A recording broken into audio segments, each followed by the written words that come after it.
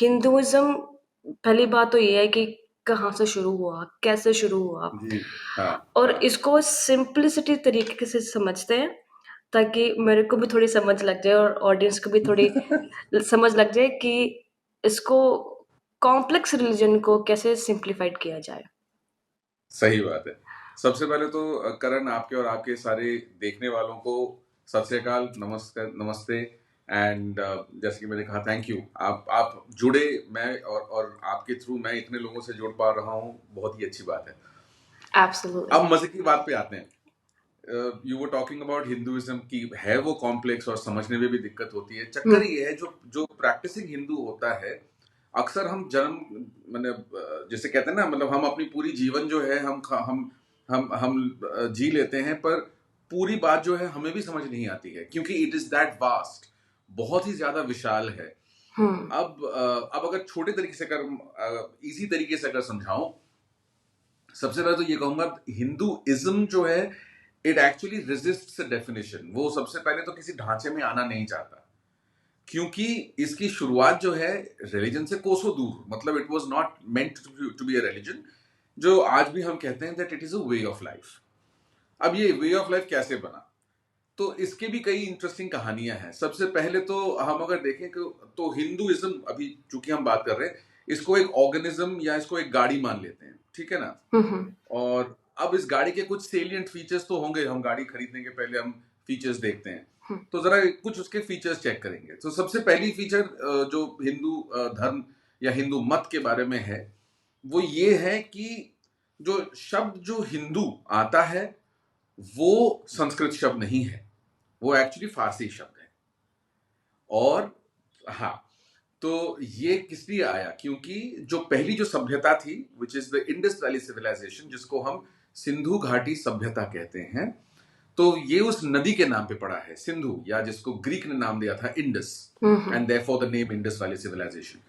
सो फारसी लोगों ने या अरब लोगों ने हमें टर्मिनोलॉजी एक दिया कि the people who live by the river Indus, the people who live by the river Sindhu.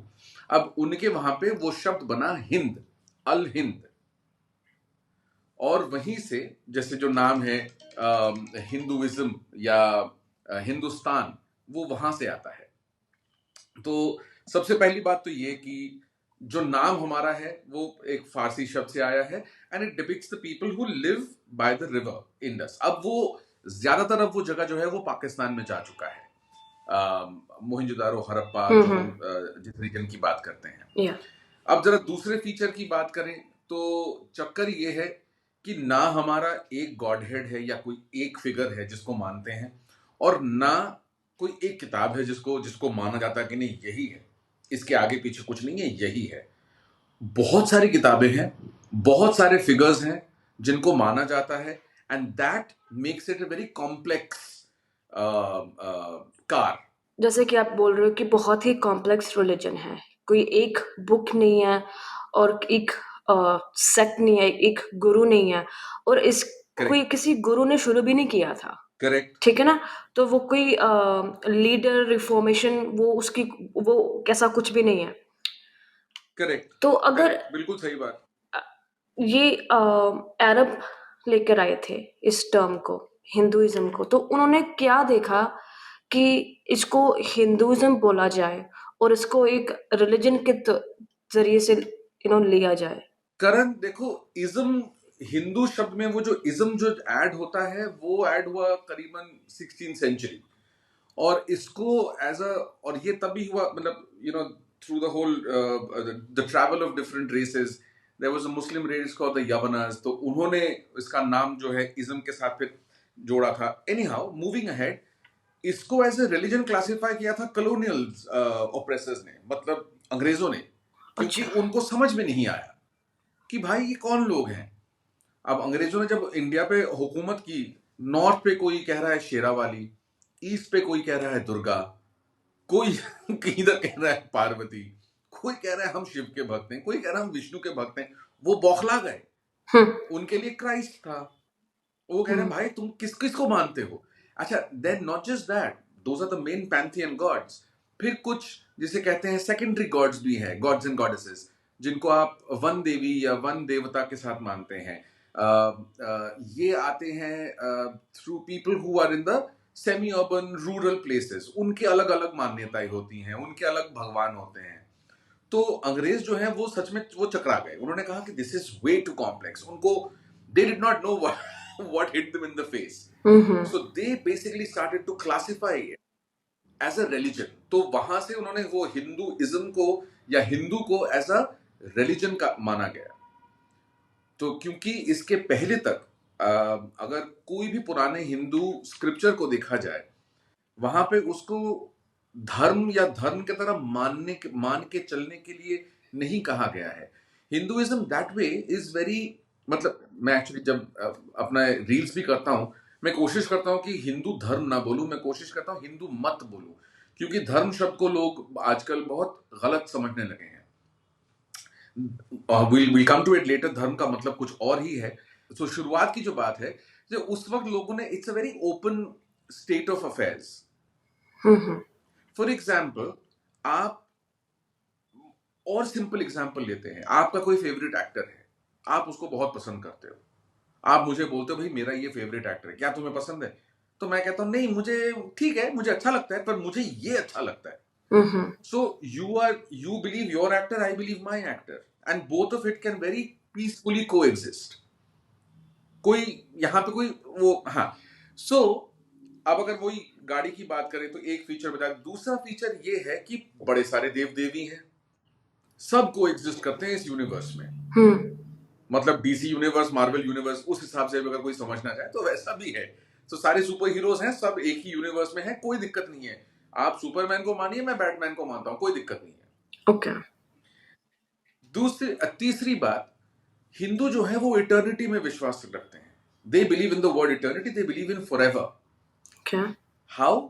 क्योंकि आत्मा जो है वो हमेशा चलता रहता है, आत्मा खत्म नहीं होता है।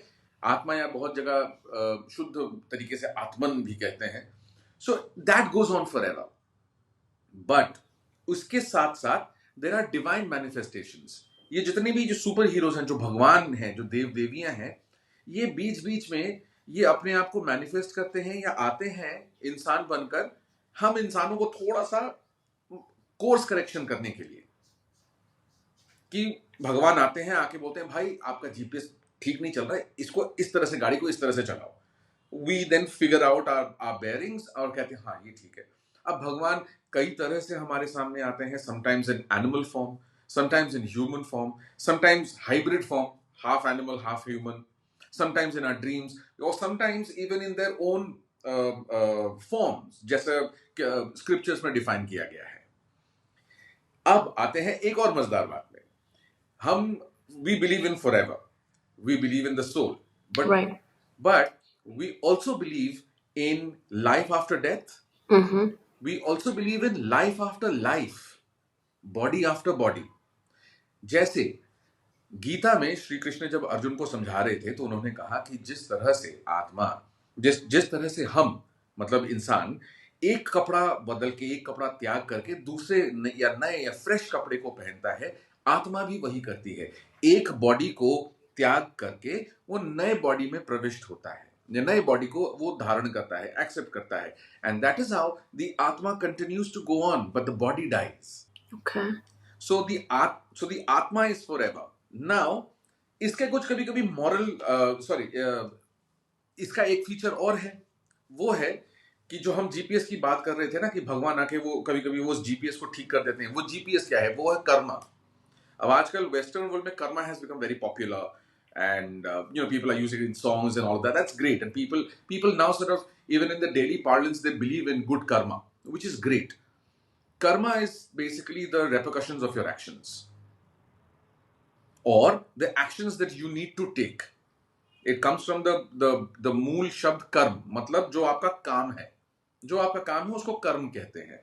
सो हिंदूज जो हैं, हम कर्म में विश्वास रखते हैं कि भैया अगर हम इंसान रूप में जन्म हमने लिया है तो हमें कर्म करना है, और वो अच्छे कर्म हमें करना है। That is the GPS, that is the moral code that we follow Okay. In in span of life. अब कभी कभी जब वो जीपीएस बिगड़ जाता है, तब वो, जैसे मैं आपको बता रहा था कि भगवान आके कहते हैं कि भाई इसको ठीक कर लो। या कभी सपने में आ गए, या कभी देयर आर डिफरेंट मैनिफेस्टेशंस। ठीक। एंड ये इस कर्म के कुछ मॉरल रेपरकशंस भी होते हैं, लाइक वी से गुड कर्मा बैड कर्मा। कुछ लोग ये मानते हैं कि आपके जैसे कर्म है, आप वैसा ही उसका रेपरकशन इसी जीवन में भोग के जाओगे।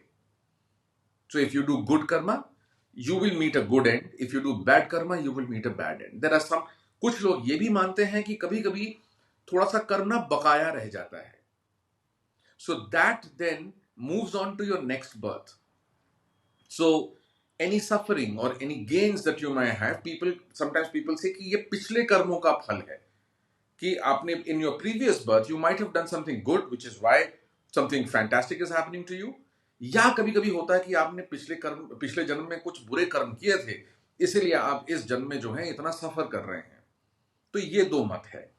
और आखिरी जो फैंटास्टिक फीचर जो है इस गाड़ी का, जिसका नाम अभी हम हिंदू मत जो हम समझने की कोशिश कर रहे हैं, वो है सैल्वेशन या मोक्षा या nirvana, not the music band and और the song, but we believe that if you are lucky enough, आपको इस जीवन मृत्यु which is the whole cycle of life and death, rebirth, birth after birth, इस साइकिल से आपको मुक्ति मिलती है। So, you got to understand one thing. So the Atma is forever, but everything else in this Hindu world moves in a cyclical manner, because time moves in a cyclical manner. Life, death. So it moves on. Now the Atma basically life और death के इस चक्कर में फंस जाता है, but कभी कभी उसको मोक्ष की प्राप्ति होती है। That is when you are freed. The Atma is basically freed from this whole cycle of life and death. या तो आप बहुत परम अच्छे आत्मा हैं कि आपको मोक्ष की प्राप्ति हो गई, और भगवान ने डिसाइड किया है कि आपको मोक्ष मिल जाएगा because you have been through enough. और तब वो जो सोल है, ऐसा माना जाता है, वो सोल जाके परम आत्मा के साथ वो मिल जाता है। परम आत्मा टुगेदर बिकम्स परमात्मा।